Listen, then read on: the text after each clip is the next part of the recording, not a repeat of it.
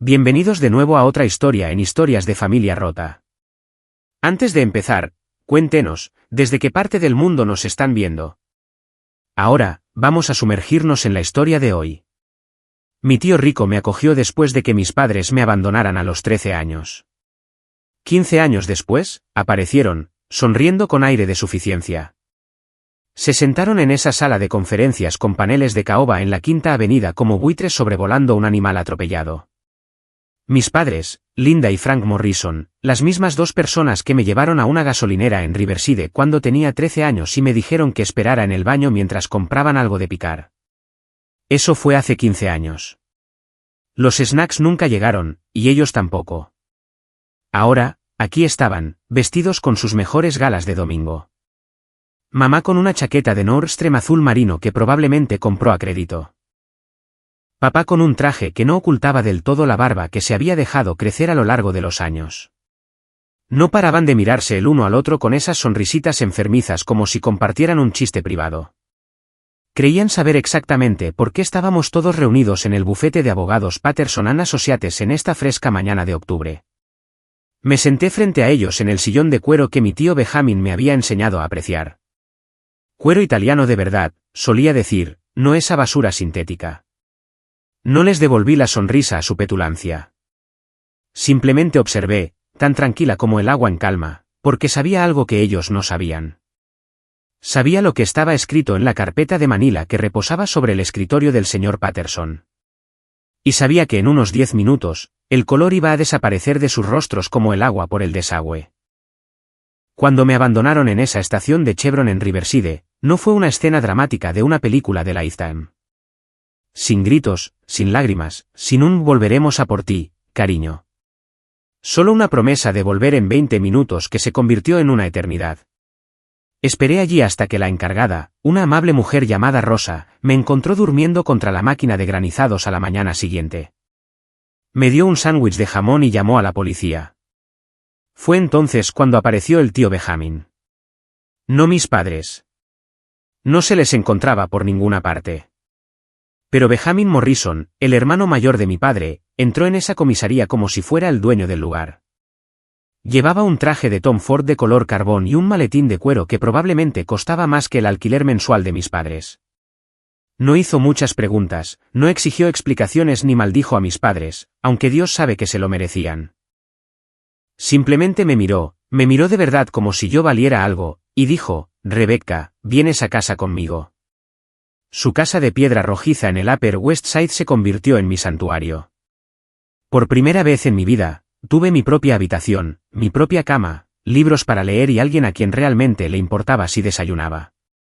El tío Benjamin era todo lo que mis padres no eran. Constante, fiable, presente. Me enseñó cosas que ellos nunca podrían. Cómo apreciar un buen vino. Cómo leer el mercado de valores. Cómo comportarme con dignidad. Pero lo más importante, me enseñó a tener paciencia. La paciencia, Rebecca, decía mientras jugábamos al ajedrez en su estudio, es más poderosa que cualquier arma. El momento adecuado siempre llega para quienes lo esperan. Nunca supe nada de Linda y Frank. Ni una llamada telefónica, ni una tarjeta de cumpleaños, ni siquiera un mensaje de texto de Navidad. Durante 14 años, fueron fantasmas, y me convencí de que lo prefería así. Entonces el tío Benjamin enfermó, y de repente, como tiburones que huelen sangre en el agua, recordaron que tenían una hija. La primera señal llegó un martes de marzo. Estaba en el estudio del tío Benjamin ayudándole a organizar sus medicamentos. El cáncer estaba ganando para entonces, aunque él nunca lo admitiría, cuando oí el ruido de la ranura del correo en la planta baja. Entre las facturas y catálogos habituales había algo que me heló la sangre, una tarjeta de felicitación con un pensando en ti escrito en una llamativa letra dorada. Dentro, con la familiar letra redonda de mi madre, queridísima Rebecca, hemos estado pensando mucho en ti últimamente. Te echamos muchísimo de menos. Con amor siempre, mamá y papá. Sin remite. Sin explicación para 14 años de silencio. Solo este patético intento de reconexión que no engañó a absolutamente nadie. El tío Benjamin me encontró mirando la tarjeta en la cocina. Llevaba su bata de color burdeos, la de Brooks Brothers que le compré para su 65 cumpleaños, y su rostro estaba demacrado por la quimio, pero sus ojos seguían siendo tan afilados como el cristal tallado. Han reaparecido, dijo en voz baja, mirando la tarjeta. ¿Cómo lo sabías? Sonrió, pero no fue una sonrisa cálida. Tu padre llamó a casa la semana pasada, 3 veces. No contesté, pero el identificador de llamadas no miente. Frank Morrison, llamando desde un número de Phoenix. Se sirvió café con manos que temblaban ligeramente. Nos han estado vigilando, cariño. Probablemente contrataron a algún investigador privado de pacotilla para encontrarte. Las llamadas comenzaron la semana siguiente. Mi teléfono vibraba con números de Arizona que no reconocía. Nunca contesté, pero dejaban mensajes. La voz de mamá, empalagosa y falsa, cariño, es tu madre. Sabemos que tenemos mucho de qué hablar, pero te queremos y queremos arreglar las cosas. La voz de papá, más ruda pero intentando sonar paternal, Rebecca, es hora de que nos sentemos todos como una familia. Hemos cometido errores, pero estamos dispuestos a solucionarlos.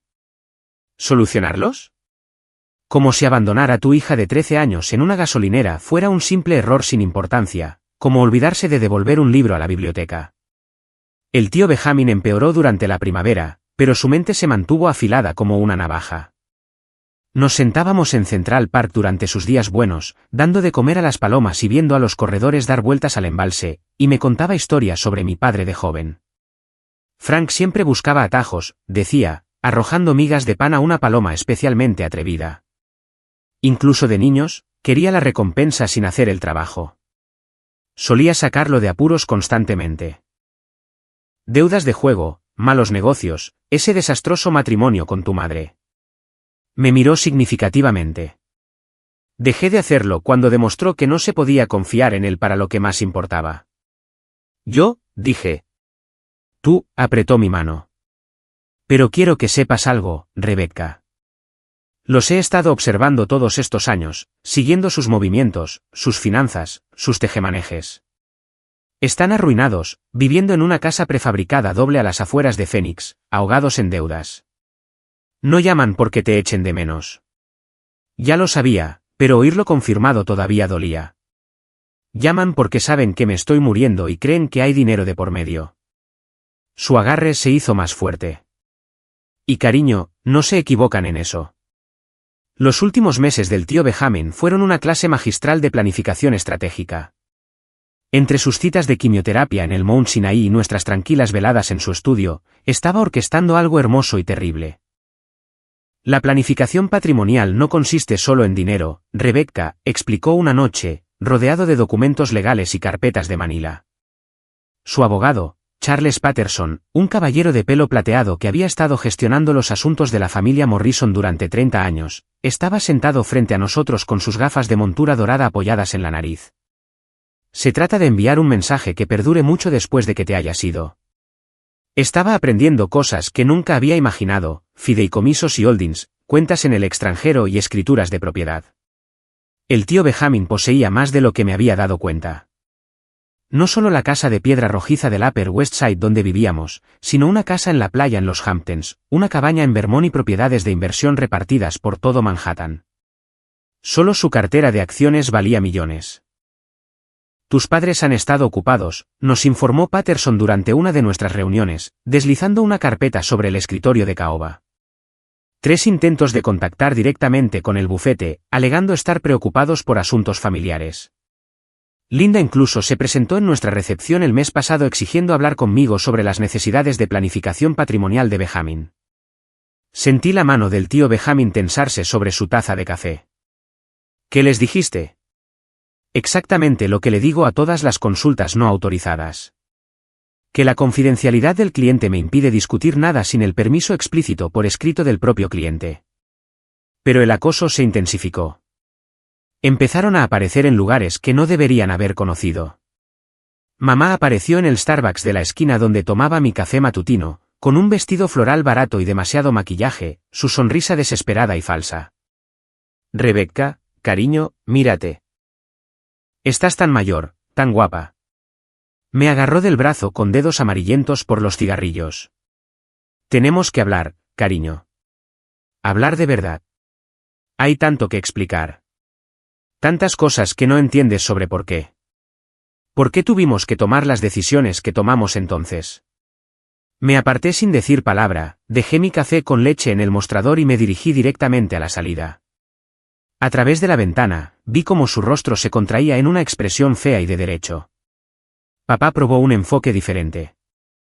Esperó fuera del mercado orgánico de Columbus Avenue, donde compraba los alimentos especiales para el tío Benjamin. El cáncer de pulmón lo había vuelto particular con la comida, y yo había aprendido a encontrar las verduras más frescas, los mejores cortes de pescado. Rebecca. Su voz era más áspera de lo que recordaba, probablemente por años de Marlboro rojos. No puedes seguir ignorándonos para siempre. Somos familia. La familia no abandona a los niños en las gasolineras, dije en voz baja, sin siquiera detenerme en mi camino hacia la entrada del metro. Éramos jóvenes. Cometimos errores. Pero estamos aquí ahora, tratando de arreglar las cosas. Me detuve y me giré para mirarlo de frente. Parecía más viejo, más pequeño de alguna manera. La figura intimidante de mi infancia se había convertido en un triste hombre de mediana edad con un polo arrugado. No estás aquí por mí, dije. Estás aquí por lo que sea que crees que el tío Benjamin va a dejar, y eso me dice todo lo que necesito saber sobre quién eres realmente. Su cara se puso roja, pero yo ya estaba desapareciendo por las escaleras del metro. El tío Benjamin falleció un domingo por la mañana de septiembre, con la luz del otoño entrando a raudales por las ventanas de su dormitorio y mi mano sosteniendo la suya. Sus últimas palabras no fueron dramáticas ni profundas, solo un susurrado «gracias, cariño», que me rompió el corazón en 1.000.000 de pedazos. El funeral en la catedral de San Bartolomé estaba abarrotado. El tío Benjamin había tocado más vidas de las que me había dado cuenta. Socios de negocios, miembros de juntas de caridad, vecinos del edificio que lo conocían desde hacía décadas. Me subí al podio con mi vestido negro de Armani, uno que él había insistido en comprarme el año anterior, y pronuncié un panegírico que se centró en el hombre que me había salvado, no en la fortuna que había dejado. Linda y Frank tuvieron la audacia de aparecer. Se sentaron en la última fila con ropa negra que les quedaba mal, probablemente prestada o comprada en alguna tienda de descuento. Mamá se secaba los ojos con un pañuelo, fingiendo un dolor que nunca se había ganado el derecho a sentir. Papá no paraba de mirar su teléfono como si el funeral del tío Benjamin fuera solo una cita más en su calendario. Intentaron acercarse a mí durante la recepción en el Hotel Plaza después. Estaba aceptando las condolencias de los viejos amigos del tío Benjamin cuando sentí una mano en mi hombro. Rebecca, cariño, sentimos mucho tu pérdida. La voz de mamá estaba empalagosa de falsa simpatía. Benjamin era. Bueno, era un buen hombre, un hombre generoso. Me giré lentamente, sintiendo los ojos de todos en la habitación sobre nosotros. Esta gente conocía mi historia. El tío Benjamin nunca había ocultado la verdad sobre cómo había llegado a vivir con él. Sí, dije claramente, mi voz resonando en la sala de suelo de mármol. Lo era. Era el tipo de hombre que acoge a niños abandonados sin hacer preguntas. El tipo de hombre que da amor incondicionalmente. El tipo de hombre que conoce la diferencia entre familia y ADN. La cara de mamá se puso blanca. Papá dio un paso adelante, probablemente tratando de salvar la situación. Sabemos que hay malentendidos que hay que aclarar, dijo, su voz baja pero urgente. Pero somos familia, Rebecca. Necesitamos permanecer unidos durante este momento difícil, trabajar juntos en asuntos prácticos. Asuntos prácticos. Ni siquiera en un funeral podían ocultar sus verdaderas motivaciones. La lectura del testamento es el jueves a las 2, dije con calma. Patterson and Associates en la Quinta Avenida. Si tienen alguna posición legal en este asunto, estoy segura de que el señor Patterson se lo explicará entonces. Me alejé, dejándolos allí de pie como los parásitos que eran. Ese jueves por la mañana, me vestí con esmero con un traje sastre azul marino que el tío Benjamin me había regalado para mi 27 cumpleaños. Antes de salir para la oficina del abogado, me detuve en su estudio por última vez. Todo estaba exactamente como lo había dejado.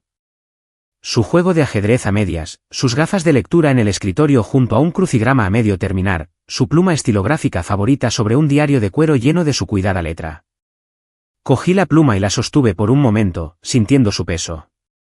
El tío Benjamin me había enseñado mucho sobre la paciencia, sobre el momento oportuno, sobre esperar el momento adecuado para actuar. Hoy, pensé, iba a ser el momento adecuado. La sala de conferencias de Patterson and Associates parecía un escenario de teatro preparado para el acto final de un drama de larga duración. El sol de la tarde se colaba por las altas ventanas, bañando todo en una luz dorada que debería haber sido pacífica, pero que en cambio se sentía cargada de electricidad. Llegué primero, tomando asiento en la pulida mesa de conferencias con una compostura que el tío Benjamin había pasado años enseñándome. Mis manos estaban firmes, mi respiración tranquila. Me había estado preparando para este momento toda mi vida adulta, aunque no me hubiera dado cuenta. Linda y Frank llegaron 10 minutos después, y tuve que reprimir una carcajada ante sus evidentes intentos de parecer respetables. Mamá llevaba lo que parecía una versión de tienda de descuento de un traje de negocios, con hombreras que pasaron de moda en la década de 1990. Papá se había embutido en una chaqueta azul marino que se tensaba sobre su vientre, con la corbata demasiado apretada alrededor del cuello. Pero no fue su ropa lo que me llamó la atención. Fueron sus caras. La emoción apenas contenida. La forma en que se miraban el uno al otro como conspiradores compartiendo un secreto. Creían que sabían cómo iba a salir esto. Probablemente habían pasado los últimos días planeando cómo gastar su ganancia inesperada. Rebecca, cariño, dijo mamá, su voz goteando una calidez artificial mientras tomaban asiento frente a mí. Estás preciosa. Benjamin estaría muy orgulloso. No respondí. Simplemente los observé moverse inquietos y pavonearse. Estas dos personas que se habían convencido a sí mismas de que merecían una parte de una fortuna que nunca se habían ganado. Charles Patterson entró exactamente a las 2, con un maletín de cuero y la misma expresión seria que había llevado en cada reunión durante los últimos meses. Asintió profesionalmente a todos nosotros antes de tomar asiento en la cabecera de la mesa. Gracias a todos por venir, dijo, abriendo su maletín y sacando una carpeta gruesa. Estamos aquí para la lectura del Último Testamento y Última Voluntad de Benjamin Morrison, ejecutado el 15 de agosto de este año. Papá se inclinó ligeramente hacia adelante, con las manos entrelazadas sobre la mesa. Mamá se enderezó en su silla, tratando de parecer solemne pero sin poder ocultar la codicia en sus ojos. Patterson se ajustó las gafas y comenzó a leer con su voz precisa y mesurada. Los primeros párrafos eran lenguaje legal estándar, declaraciones de sano juicio, revocaciones de testamentos anteriores, nombramiento de albacea. Pero luego vino lo importante. Yo, Benjamin Morrison, en pleno uso de mis facultades mentales y físicas, por la presente distribuyo mis posesiones terrenales de la siguiente manera. El inventario era asombroso, incluso para mí. La casa de piedra rojiza sola valía $4 millones. La casa de los Hamptons, otros 2 millones. La cabaña de Vermont, las propiedades de inversión, la cartera de acciones, la colección de arte, la bodega de vinos de época.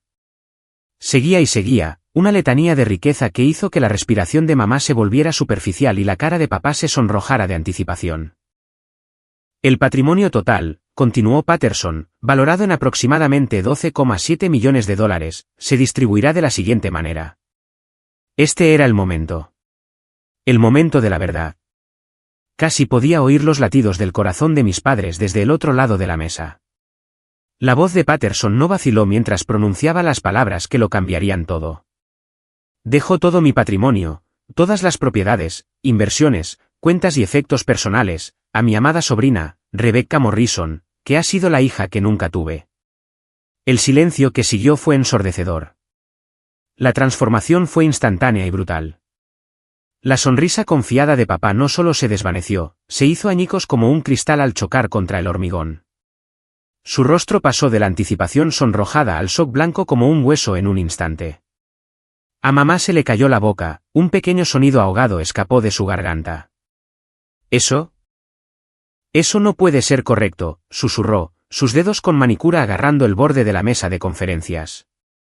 Debe haber algún error. Patterson continuó leyendo, su voz firme y profesional. A aquellos que abandonaron a su hija cuando más los necesitaba, no les dejó nada. El parentesco de sangre no constituye una familia. Rebecca ha sido mi verdadera hija en todos los sentidos que importan, y merece toda bendición que yo pueda proporcionar. Las palabras quedaron suspendidas en el aire como un veredicto de lo alto. Me senté perfectamente quieta, dejando que la magnitud del momento me invadiera. 12,7 millones de dólares. Propiedades en 3 estados. Un futuro con el que nunca me había atrevido a soñar. Pero más que eso, vindicación. Justicia. El tipo de justicia poética que el tío Benjamin siempre había apreciado. Esto es una locura.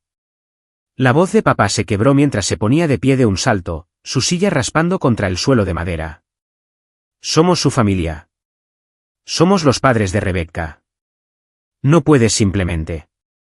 Tenemos derechos. Patterson se quitó las gafas y las limpió metódicamente, un gesto que reconocí como su forma de mantener la compostura en situaciones difíciles. Señor Morrison, dijo en voz baja, le aseguro que este testamento fue ejecutado de acuerdo con todas las leyes aplicables. El señor Benjamin Morrison estaba en su sano juicio y no bajo coacción cuando tomó estas decisiones. El documento es irrefutable. Mamá estaba llorando ahora, lágrimas feas que corrían por sus mejillas manchando su rímel barato. Rebecca, cariño, no puedes permitir que esto suceda. Somos tu familia. Cometimos errores, sí, pero estamos aquí ahora. Te queremos. Por primera vez desde que habían entrado en la habitación, hablé. Amas mi herencia, dije en voz baja. Amas la idea de un dinero que nunca ganaste, casas en las que nunca viviste, inversiones que nunca hiciste. Pero no me amas a mí. Nunca lo hiciste. Eso no es verdad. La voz de mamá era desesperada, extendiéndose por la mesa como para agarrar mis manos. Éramos jóvenes. Teníamos miedo. No sabíamos cómo manejar. Tenían 28 y 30 años cuando me dejaron en esa gasolinera, interrumpí, mi voz haciéndose más fuerte. Ahora tengo 28. Sé exactamente la edad que tenían porque he hecho los cálculos cada año en mi cumpleaños. No eran niños. Eran adultos que tomaron una decisión. Patterson deslizó los documentos de la herencia sobre la mesa hacia mí. Página tras página de lenguaje legal que se traducía en una simple verdad, todo lo que el tío Benjamin había construido, todo lo que había ganado, todo lo que había amado era ahora mío. Firmé cada documento lentamente, deliberadamente. Con cada firma, podía sentir la desesperación de mis padres haciéndose más densa en la habitación. Podemos impugnar esto, dijo papá, su voz hueca pero decidida. Conseguiremos abogados. Abogados de verdad. Esto no ha terminado. Levanté la vista de los papeles y lo miré directamente a los ojos. El tío Benjamin anticipó eso, dije. Cada fideicomiso, cada cláusula, cada posible desafío legal. Todo ha sido tenido en cuenta. Pueden gastar el dinero que les quede luchando contra esto, pero perderán, y terminarán con aún menos que nada. El silencio que siguió a mis palabras fue el sonido más hermoso que jamás había escuchado. Era el silencio de la derrota, de los sueños derrumbándose, de las cuentas que se saldan después de 15 largos años. Mamá intentó una última jugada desesperada, su voz quebrándose mientras susurraba, somos familia, Rebecca. Por favor. Me levanté lentamente, alisándome la falda, y miré a estas dos personas que me habían dado la vida pero nunca el amor, que habían proporcionado ADN pero nunca devoción. Lo recordaron demasiado tarde, dije. Su rostro se descompuso por completo entonces, toda pretensión de dignidad la abandonó. Las manos de papá temblaban mientras buscaba su teléfono, probablemente ya planeando llamar a cualquier abogado de mala muerte que pensaran que podían permitirse. Pero yo sabía algo que ellos no sabían. El tío Benjamin me había compartido los detalles durante una de nuestras últimas conversaciones, cuando la morfina lo hacía inusualmente hablador sobre sus planes de contingencia. Me he asegurado de que el patrimonio sea a prueba de balas, me había dicho, su voz débil pero su mente aún aguda. Cada fideicomiso ha sido estructurado para evitar impugnaciones. Cada activo ha sido movido a través de canales legales que no pueden tocar. Incluso si contratan al fantasma de Johnny Cochran, no encontrarán una grieta que explotar. Ahora, de pie en esa sala de conferencias con los papeles de mi herencia en la mano, sentí todo el peso de su previsión. Charles Patterson también se puso de pie, extendiéndome la mano con algo que podría haber sido admiración en su comportamiento profesional. «Felicidades, señorita Morrison», dijo. Su tío estaría muy orgulloso. Le estreché la mano y luego caminé hacia la puerta. Mis padres se quedaron helados en sus sillas, pálidos y temblorosos, pareciendo las personas rotas que siempre habían sido debajo de sus tejemanejes e ilusiones. En el umbral, me detuve y me volví una última vez. «Por si sirve de algo», dije, «el tío Benjamin nunca habló mal de ustedes. Ni una sola vez en 15 años. Solo dijo que habían tomado su decisión, y que las decisiones tienen consecuencias». Salí al sol de la tarde, dejándolos para que procesaran los restos de sus expectativas. El aire de octubre era fresco contra mi rostro, llevando el aroma de las hojas cambiantes y nuevas posibilidades. Mi teléfono vibró con un mensaje de texto de mi mejor amiga. «Kate, ¿cómo fue?». Respondí simplemente, «se hizo justicia». Esa noche, me paré en el estudio del tío Benjamin, mi estudio ahora, y abrí una botella de Chateau Margaux de 1982 de su colección de vinos. Había estado esperando el momento adecuado, siempre decía él. Este se sentía como el momento adecuado. Levanté la copa hacia su retrato en la pared, aquel en el que sonreía, esa sonrisa sutil y sabia que había llegado a amar. «Gracias», susurré, «por todo». Me habían abandonado a los 13, apostando a que nunca llegaría a nada. A los 28, valía casi $13 millones. Pero la verdadera victoria no estaba en el dinero. Estaba en el conocimiento de que el hombre que realmente me amaba se había asegurado de que se hiciera justicia. La venganza más dulce, me di cuenta, era vivir bien. Y yo apenas estaba empezando. Gracias por acompañarme en esta aventura. Si te sentiste parte de esta historia, suscríbete para que sigamos creciendo juntos. Recuerda que cada paso cuenta en tu propio viaje. Nos vemos en la próxima parada.